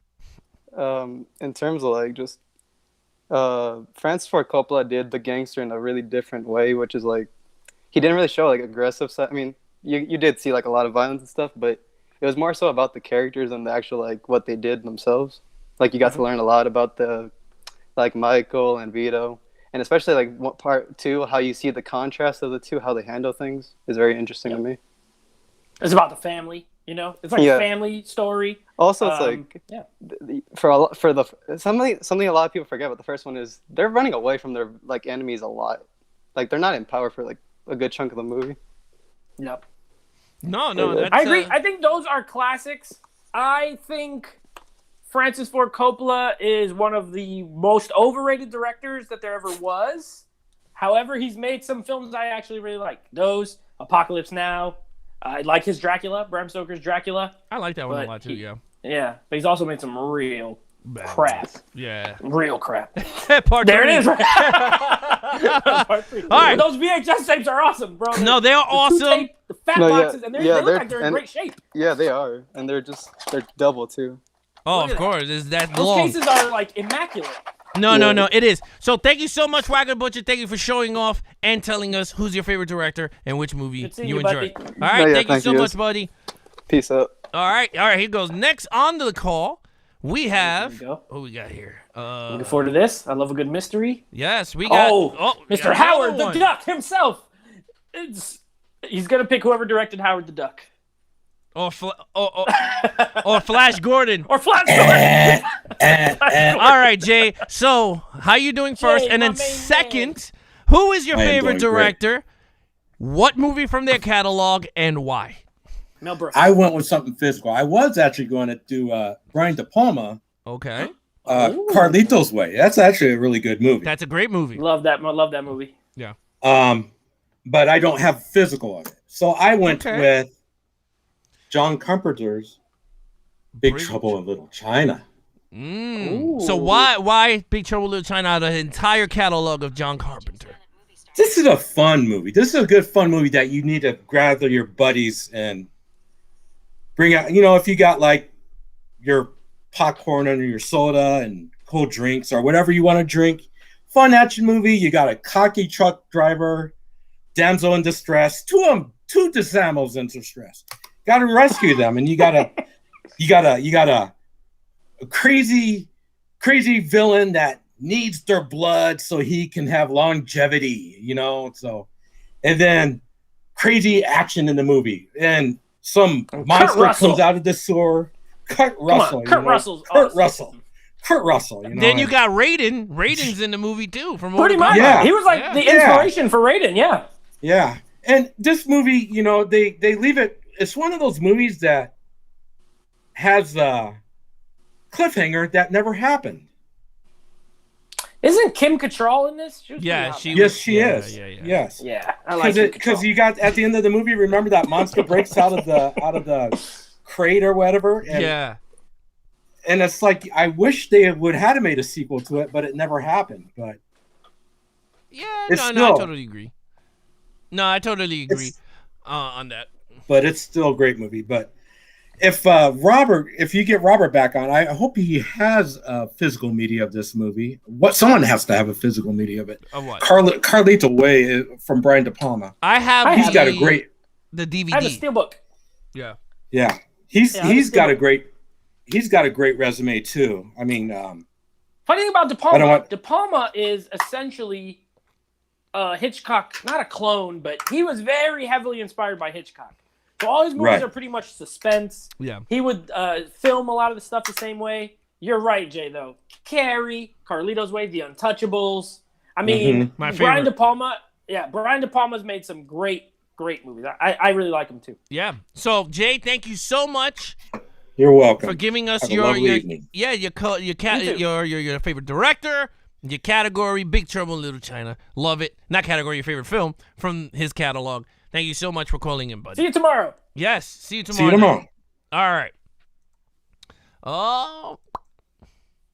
All right, I think that's pretty much. Carlito's Way, bro. John Leguizamo in Carlito's Way is the worst.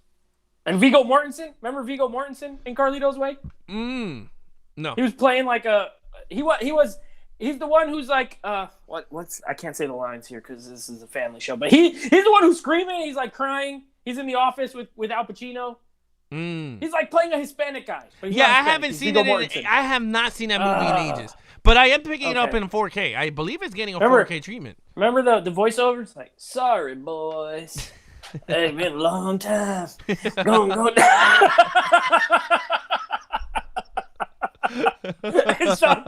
Sean Penn has an afro. Yeah. Bro, I love Carlito's Way. Carlito's Way is and the ending is very great. Very good. John Leguizamo. John Leguizamo is a little bastard in that movie.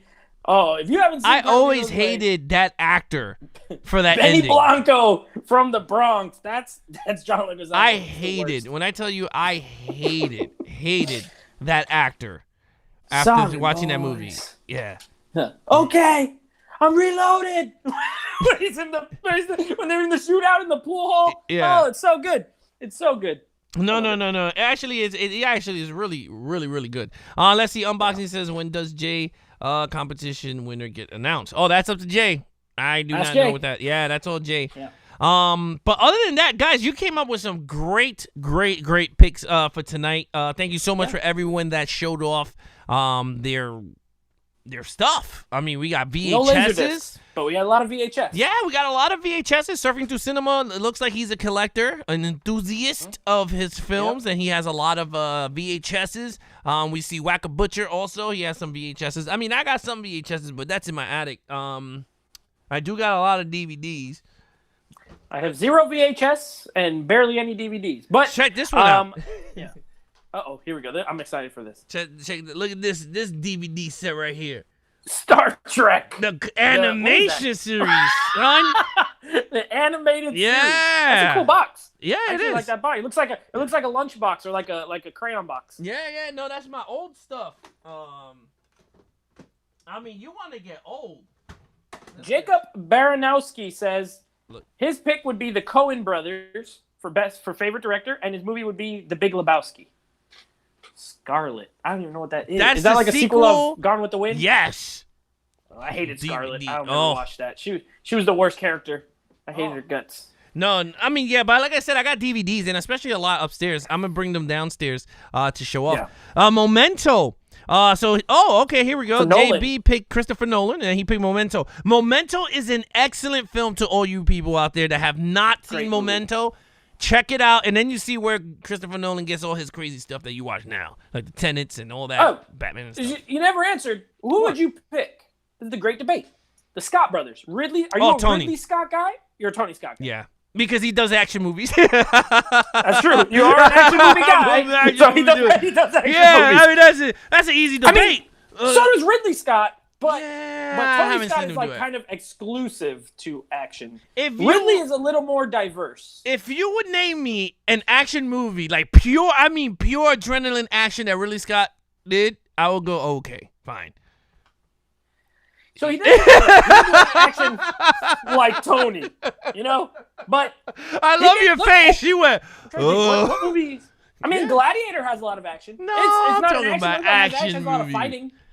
Well, that's true. So if you love action, Tony's the pick, right? Yeah. But if you like, I like both. It would be a coin flip. I do like that Ridley's a little more diverse in his picks. Yeah. Because he got horror, Alien, also sci-fi, Blade Runner. Yeah. No, he's more of the sci-fi brother. He's a sci-fi fantasy brother.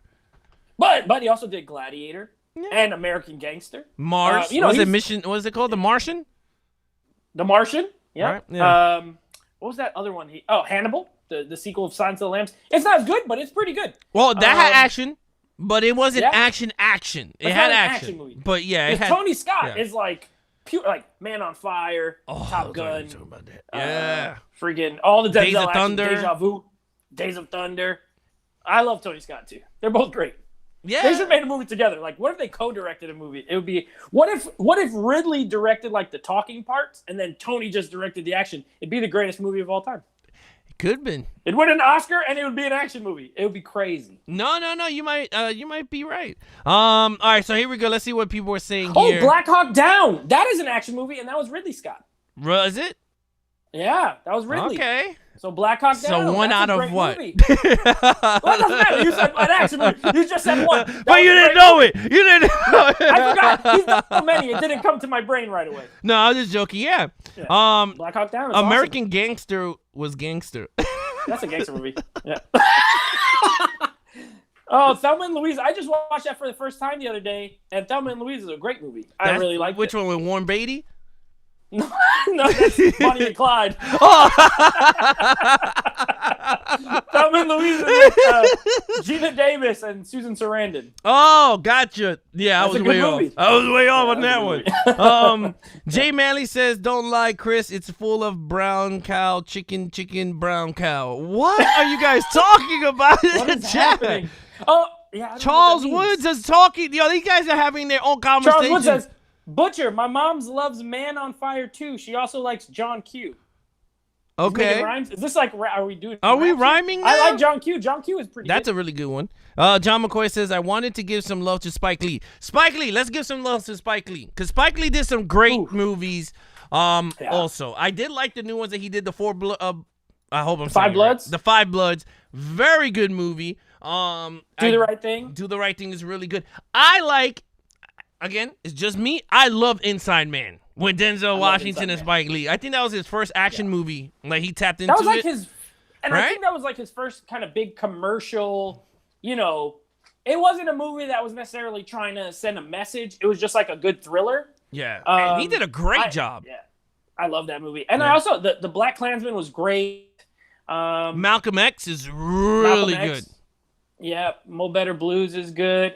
Spike Lee, I have Bamboozled on Criterion. I haven't watched it yet. I'm looking forward to watching it. That one you're going to like. Good. That one you're going to like. Yeah, I've heard that it's was very a good good one. Yeah. And the Old Boy remake, which I know a lot of people don't like it because the original one is so great. But if you've never seen the Korean version of it, it's not a bad film. Like, his remake is not a bad film. It's good. It's just that the Korean one is, like, better. Yeah, it's for lack of a better way to put it. But I like Spike Lee. Yeah, he's great. Yeah, no, you're like Bamboozle. Tribal Gigolo met Spike Lee in '92, and he's a great guy. So there you go. And he's a Knicks fan. So yeah. I've always liked him. He's a Knicks fan. I mean, he's a diehard Knicks fan. Now he's a Knicks fan. He's a diehard Knicks fan. He is a New York Knick. Yeah, he's part of the team forever. Like, that guy's... Yeah. He's an assistant coach that sits on where the fans sit. Yeah, pretty much. I mean, who else you guys got? What? Ridley Scott did G.I. Jane. That's an action movie too. Yeah. James P. G.I. Jane was good. G.I. Jane was good. Yeah. I enjoyed Denis Villeneuve. Now, I like Denis Villeneuve a lot. That's when I asked you about like current directors. I'd probably say he's one of my favorite of like the kind of new batch of directors that are making stuff now. I haven't seen a movie of his that I didn't like. Prisoners was great. Enemy was great. Blade Runner 2049 was great. Arrival was great. I mean, he's just I like everything Arrival. he's knocked out of the park. Yeah, I feel like he's knocked everything he's done out of the park. Dune coming up. I like him a lot. I like Nolan. I love Fincher. No one's really mentioned David Fincher. David Fincher has just like every movie on his filmography besides Alien 3, which was his first movie, and I don't hate it, but that was studio interference over that. I mean, Seven. Yeah. That's what I was going to tell you with Seven. And this is just between me, you, and everyone out here. Do you think Seven should get a sequel that has Brad Pitt coming out of prison, or they ask him to come back or something? I would say this. If Brad Pitt agreed to return as the same character, and Morgan Freeman, because he's still alive, so if he returns as the same character, and David Fincher agrees to direct it, I'd be interested. If they just try to cash in on the name, you know what I mean, and just get some other guys, no, absolutely not. I don't want it. Don't do it. Like there's a copycat. There's a copycat guy on the same anniversary of Kevin Spacey's character doing whatever, and since him and Morgan Freeman character, you could do Morgan Freeman character died, so he was like the only one that has to come back and try to he's retired because he killed him, blah blah blah. But I could see it, dude. I could literally see it. Like he'll be like, "Why are you guys asking me these questions?" And they'll be like, "Well, do you know these photos?" And he goes, "Yeah, that's from a crime scene that I did, years ago." And then all of a sudden, go, "No, that's now." And he's like, "Boom, boom, boom." You're like, "Oh my god." What if he's almost like? What if he can't get out of jail and he almost acts as like a Hannibal Lecter, but he's not? You know what I mean? Like the new cop, let's say, has to work. Morgan Freeman's on the streets with like a new guy, and Brad Pitt is helping. Like, I'm not opposed to sequels. It doesn't matter how great the movie is. Yeah. I'm not one of those who's like, oh, it's just perfect. Like, it is perfect. Mm-hmm. But that doesn't mean that you can't tell more stories in that world. As long as the right talent is involved, I think a sequel could work. Trevor asked if we have time for one more, and I said yeah. Oh, yeah. We if have you want to call in and show your... Yeah. I mean, I don't know. I just think to me, I think it would be cool. I would write it something like that they show him like photos and he's like, this is from whatever, and then all of a sudden they're like, no, this is Ralph said, killer. What's the sequel? 8? No, Ralph. There's only 7 deadly. There's not an 8th one. No. Okay. Yeah. And plus, they would stylize it, so it'd be called like it would be written like this. Get ready to be annoyed, chat. It'd be written like that, and that would be very annoying. What did you do, Nate? I did nothing. There we go. All right, here we go. All right, what's up? What's up? How you doing? Doing great. Mr. Tribaro Gigolo. What we got here? Your favorite? Ooh. So your favorite director is George Lucas. Interesting. Now George Lucas. You remember how me and you, Nate, we were talking about off air? It will someone pick some like out of the blue? We got it. We got it. That's definitely out of the blue, in my opinion. It is. You beat Nate. He hasn't directed that many movies. No. How many has he directed? Like 5, 6? Howard the Duck. He didn't direct it. He didn't direct Howard the Duck. He did direct Howard the Duck, didn't he? No, he was a producer. He did THX, some numbers. He did American Graffiti. Yeah. Star Wars, and then the 3 prequels. Oh, yeah. Right? So it's only like 5 movies. So your favorite is I'm guessing the original Star Wars. Yeah, the trilogy, yeah. I went to a class trip and I saw Return of the Jedi. Nah, this is like the first box set on DVD. Oh, okay. Finish your story, I'm sorry. Yeah, I went to I was saying I had a class trip like when I was like I think kindergarten, and we went to see Return of the Jedi, and I fell asleep through halfway the film, and woke up when the part in Return of the Jedi like when the Ewoks are in the forest, they're like the little battle. Okay. Yeah. It was, but I mean, it was like a film though. Like, I had a lot of the merchandise, the calendars, and the bed sheets, and the toys, and all that. So, this is my favorite trilogy, next to Lord of the Rings and Back to the Future, of course. But definitely a classic trilogy. No, that's really like out of the blue, George Lucas. I would never thought you would pick George Lucas out of your entire like film. But I mean, he did direct. He directed one of, if not the biggest movie, of all time with that first Star Wars. Yeah, Star Wars. Yeah, the prequels. He directed the prequels. They're not all great. I like them over as a whole. I think I like them personally. I think George Lucas as a creative mind, I think is great too, because he wrote the Indiana Jones movies and produced those. You know what I mean? Like, if you just count George Lucas as a creative person, I agree with Try here that he'd be like pretty high up. Yeah, I mean, one thing, you guys are right, is that George Lucas, he knows how to build a entire universe of characters. Regardless of whatever you guys get, whether people hate the way the movies went or the characters went, this guy knows every character, every detail of a character. And that's kind of unique. You don't find that in a lot of directors. Building. Yeah, his world building is very unique. And I think what comes close to it, I don't know if you agree with me, will be the guy who created John Wick.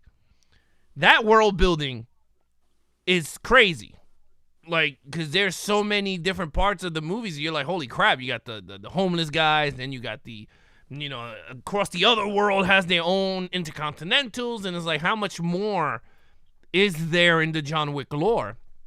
So I'm kind of afraid that since they removed him from part 4, where the hell we're going to go? Because it's like, you just removed the creator of the damn franchise. So where are we going? But I agree. And Lucas, he didn't direct. He didn't direct Empire, right? Nope. But he wrote. I mean, he wrote all of them. They're all his movies. So, as a writer too, I think I always like writer directors. When they write as well as direct their own stories.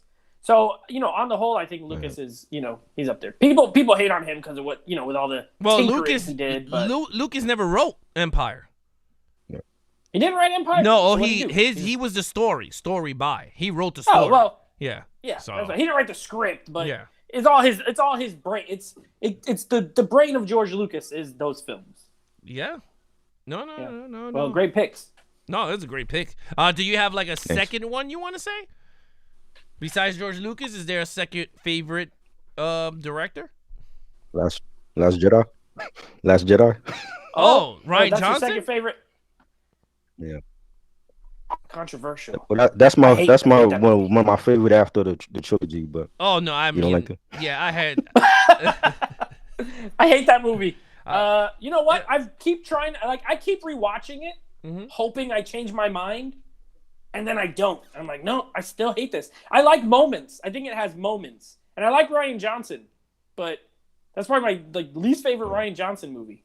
But I it's one of those movies that's very divisive. But I get it. Like, I get both sides. I just fall on the side of I don't like it that much. My side is better than the other two. That's so you're on Triborough's side. I'm Triborough's side. I think they took risk, and I think it looks way better. Cinematography looks 100 times better than the other two movies. It's like I mean, you could tell the difference between the two directors. In one movie, out of the two, is very colorful, whereas Rian Johnson's more like dark and. Well, that's what I'm saying. It has moments. It's a movie of moments, but it just.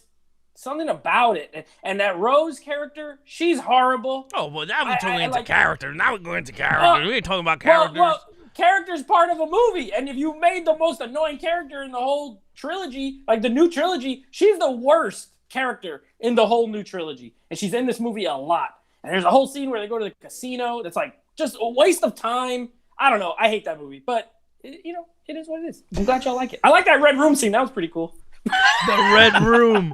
The throne room. Yeah, that was pretty cool. I like that. So, Triber, while we have you here, before we let you go, what movie have you picked for us to watch for? Oh yeah, we're gonna do a random movie Mondays next week. On the spot. I'll email you. I'll hit you guys up. I'll hit you guys up. Yeah. All right. There you have it, folks. No, there you have it. Thank you so much, Trevor. Also, go ahead. Oh, I also want to say Spike Lee and Steven Spielberg are my other favorite directors. What movie from Spike Lee did you enjoy the most? Do the Right Thing. Okay. Mo Better Blues. He has a lot. How about Spielberg, E.T., Close Encounters. Okay. E.T., Close Encounters, The Third Kind. Yeah, I haven't heard that one at all. Yeah, I actually have that soundtrack on vinyl. Close Encounters. It's an iconic soundtrack. Yeah. Yeah. Or score. That is great choice. Great choices across the board. Those are really good choices. So I can't wait to see what movie you're gonna give us to watch for next week. Thank you so much for calling in, Triborough. All right, man. See you next week. Hey, you know what though? I'm surprised. Even though we talked about him for a second, I'm surprised no one picked Robert Zemeckis at all. He directed Back to the Future, which everyone seems to love. Well, 1, 2, and 3. Who Framed Roger Rabbit, which is another classic film. And then he's done some interesting stuff like Death Becomes Her is a really interesting movie. What Lies Beneath is a really cool movie. Zemeckis is good, but he was in the 80s and early 90s. He was like the special effects driven guy. I like Zemeckis. He did the movie Flight with Denzel Washington, which is a good That was movie. a really good movie too. Yeah. Yeah, he's really good. And you know what's another person that we totally have not talked about either, dude? Richard Donner. Richard Donner. He did Lethal Weapons. He did the Goonies. The Goonies. He did Superman. Yeah. So yeah, I like Richard Donner. Oh, I like him a lot. I just didn't put him as my favorite 3. But he's up there. Now, yeah. Wacky the Butcher said no foreign directors, but I did mention Guillermo del Toro. He is foreign. He is foreign. Yeah. He's not American. I do like Peter Guillermo del Jackson. Toro, He's not he's American. not American. Yeah. Martin Campbell. I looked it up. He's from New Zealand, so we did say foreign. They're not all from America. Yeah. Okay. I do like Tim Burton.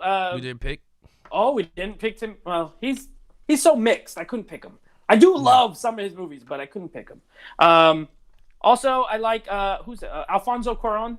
He's like more recent Gravity, the third Harry Potter, Prisoner of Azkaban, which is the best one. Yeah. Children of Men. He's a great director. So there you go. There's a couple. Akira Kurosawa. Yeah. I'm still getting into his filmography, so we gotta see. Yeah, so look, there you have it, guys.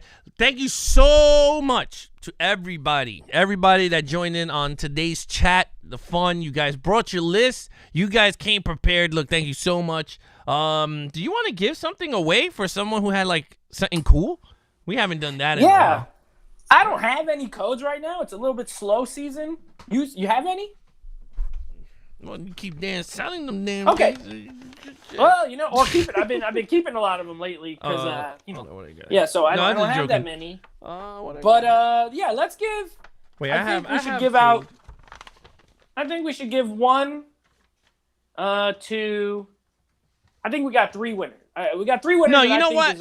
Everyone that got VHSs, because that's freaking. That's what I was gonna say. Yeah, I was gonna say the 2 VHS people. So that would have been Surfing Through Cinema and Wacky the Butcher. And I think as a special prize, Robert, because he picked his favorite movie, but also had memorabilia from it, because he had that cool coin from Escape from New York. Yeah, well, that's true. You know what I mean? He went all. He's like, "This is my favorite movie, and I got a coin." All right, so here we go. Is Surfing Through Cinema still here? Is he still here? Might be. Harrison. Is he still here? Let me see. I'm trying to think. Robert said Peter Verhoeven, but it's Paul Verhoeven. Yeah, it's Paul. Paul Verhoeven is a good pick. Yeah. Total Recall's awesome. RoboCop. Yeah. Showgirls. Yeah. Showgirls. Yeah. Basic Instinct. So for that, I'm trying to see here. All right, so I got some codes. Actually, I got a lot of codes. All right, so I'll let the people choose what they want. Okay. Yeah. All right, so Surfing Through Cinema is not here. So Robert and Wacky the Butcher, they're here.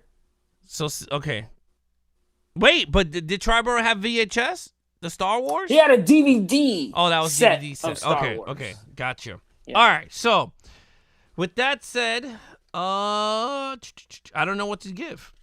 I'll just name it, and then someone just pick something. Hey, if y'all hear something that you like in the chat, just type it in. Yeah. Batman. Yeah. Batman v Superman, Hunger Games 2 or 1, Dread, Skyfall, Last Jedi, Star Wars Into Darkness, The Fate of the Furious, Batman: The Return of the Caper, American Sniper, 42, Mad Max, John Wick 2, Cloverfield, Elysium, Scary Movies to Tell in the Dark, both Sherlock Holmes, Robin Shaw, Beetlejuice, and Catching Fire, Hunger Games. I got Antebellum. I got Antebellum. Yep.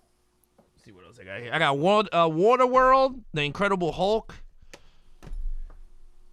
I got so many new movies. I haven't even seen them. Antebellum. Batman: The Soul of the Dragon. The Death in the Beckish said D. All of the above. All of the above. I got Apocalypse Now.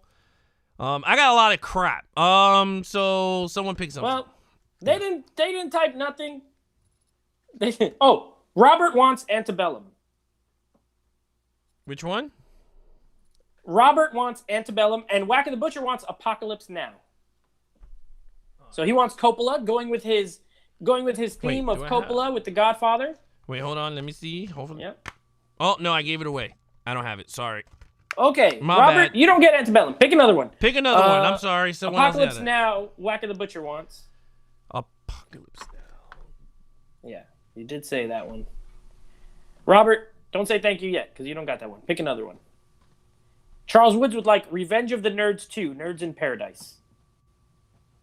All right, so Apocalypse Now. Yeah, this one, right? Yeah, I got it. Yep. Yeah. I Okay, have it. so Yeah. Wacka, you'll get that. Apocalypse Now. Robert, what else you want? Jay, no, you're not a winner, Jay. Jay said Skyfall, but he didn't win anything. No, he did not. Like, well, while we're at it, I'm just gonna say the movie I want and see what happens. Yeah, pretty much. Like, you won. Surfing Through Cinema. I'll DM him. He'll probably want your oldest movie, maybe. Most likely. All right, so here you go. Apocalypse Now. Bam. Damn, this comes with a lot of discs. You know, I never seen this movie. Yeah, I have that 4K set. It's like 6 discs or something crazy. Because it's like 3 cuts of the film, and then there's like the documentary, The Hearts of Darkness in there, and yeah, it's a cool set though. It looks really nice. It's a weird movie. No, it is. And I got Spaceballs. But Spaceballs, we are giving that away to a Patreon. Yeah, and for sake of there you go. Robert wants Batman: Soul of the Dragon. Batman. He's going with the Asian. Yeah, there's one of the ones you said. He's going with the Asian-inspired movie. All right, so there we go. As our local half Mexican, half Asian patron. All right, Robert. so we got that. All right, so Spaceballs. We will be giving that away next week. We will be giving away Spaceballs to one lucky Patreon. Of the Patreons is going to be winning Spaceballs digitally. Jonathan, because I know you're in here, Jonathan, and you thought maybe you, Jonathan. It might be you. And Robert, I would like you to change your name to Robert Makes the Tortilla. I think that would be a better name. All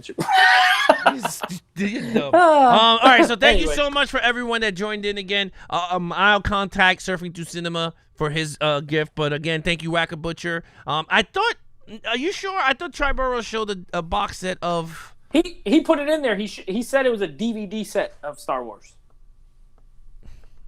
It wasn't VHS. Okay.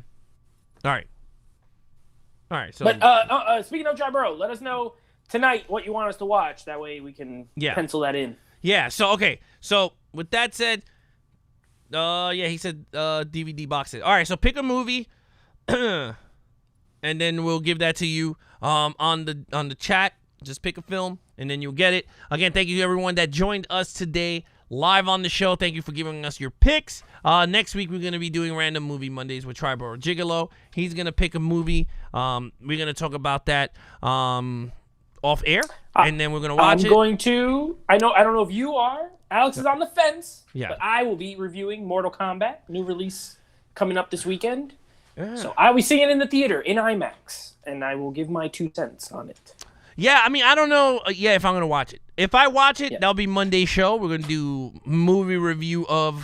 live movie review of Mortal Kombat, and then we'll do the review also of whatever Tribal Gigolo chooses. You guys can bring whatever you guys want to talk about live on the air also. I think that's pretty much it. Again, tomorrow I'll be doing a 2-hour stream of Outriders in the morning. So I'm going to start like around 11 in the morning. I'll be live. I'll be putting together a brand new character, playing live on the PS5. And then that night I'm with the Patreons. Then on Wednesday, David is back. We're going to have some fun with there. Then on Friday, Horror Files is going to be the found footage episode. We're going to talk about found footage, unsolved case number 6. And then on Saturday, we have Good Morning Gotham. And then at night, we have a special episode where Gassel Cass is going to be joining us on the show. And we're going to talk some collectors round table. So we have some stuff there. We have a lot of stuff going on with Levels of Geeks. And then on Thursday also is my MLB franchise series. So I'm going to be playing the Philadelphia Phillies for 3 games. That's going to be live also on Thursday. It's MLB Thursday, the show Thursday night gaming. That's going to be at 8 o'clock. Then I'm going to be playing 3 games with that. I'm going to change the links on the first 3 games. I'm going to put each time code. So if you guys want to see game 2 or game 3, the time code is there. You can just click it, and it'll take you right to that once I start playing those games. So for those of you that enjoy watching baseball games, there you have it. The third game is actually pretty close. Yeah. Tomorrow night, for the patrons, just so you know, and what's coming up with the podcast, we're going to be finally getting – we were a little delayed. We're a little behind. Yeah. We're finally going to be getting to Lethal Weapon 3 and then Crank, because we're starting Jason Statham movies. Mm-hmm. So we're going to be reviewing those for Action Movie Guys. And then the Should You Upgrade for this week is Spaceballs. Kino Lorber just released a 4K of that. So that's the one we're going to break down for Yes, video. Tomorrow's audio episode will drop tomorrow morning. That is, we did Lethal Weapon 2 just came out. It's been up. And then what was the last one? I totally forgot which one it was. Wasn't it Magnificent Seven? That's coming 7. out tomorrow morning, and then I'm gonna start heavily pushing all the shows that we're gonna be pushing out. So tomorrow's gonna be a heavy dose of me just promoting the crap out of the audio on Twitter, on Instagram, and then I'm gonna be doing a big promotion on the Horror Files Unfound Footage. I'm gonna get some clips, and I'm gonna be putting up that stuff, and then promoting everything throughout there, and even baseball clips also for everyone. But again, you're new to the channel, subscribe to the channel, hit the like button if you guys enjoyed this episode. Hit those notification bells because we're going to be going live this entire week into Saturday night. Other than that, that's pretty much it. Nate, you have anything to say to everybody before we close it out? No, it was a fun show. I always love talking about movies I love. So This was a fun show, good conversation. Thank you for everybody. We had a lot of people call in, which is great. We had a first-time caller, which is great. Just had a good time. Yeah. Other than that, thank you, everybody. Whack a Butcher, Nate, Jay Manley, Robert Makes the Cut, Charles Woods, the Elite. Oh, new person. Thank you so much. Right. Unboxing, Rev 4K, Jonathan McCoy, Tribal Gigolo, Jay Manley, Ralph, Robert Makes the Cut. There's a lot of people here today. I hope I didn't miss Jimmy, he had to leave. He was on vacation. Jimmy was here. James. Oh, yeah. Jimmy's on vacation. Beckish came in. Becklish, the Queen Geek. Stephanie was here earlier. Yeah. Talking about Robert Rodriguez and Mask of Zorro, and then she left. There you go. All right, so then all the Patreons, Pablo LaFosia, Jonathan McCoy, Priscilla Vasquez, Charles Woods, I'll Buy the Popcorn, Stephanie, Jay Manley, Becklish, Robert Makes the Cut, and Kevin. Thank you so much, you guys. I see all the Patreons tomorrow night at 9 p.m. at night. I will send the links out. And then other than that, guys, that's your host, Nate. I'm your host, Alex Figueroa. Be awesome to each other and geek out.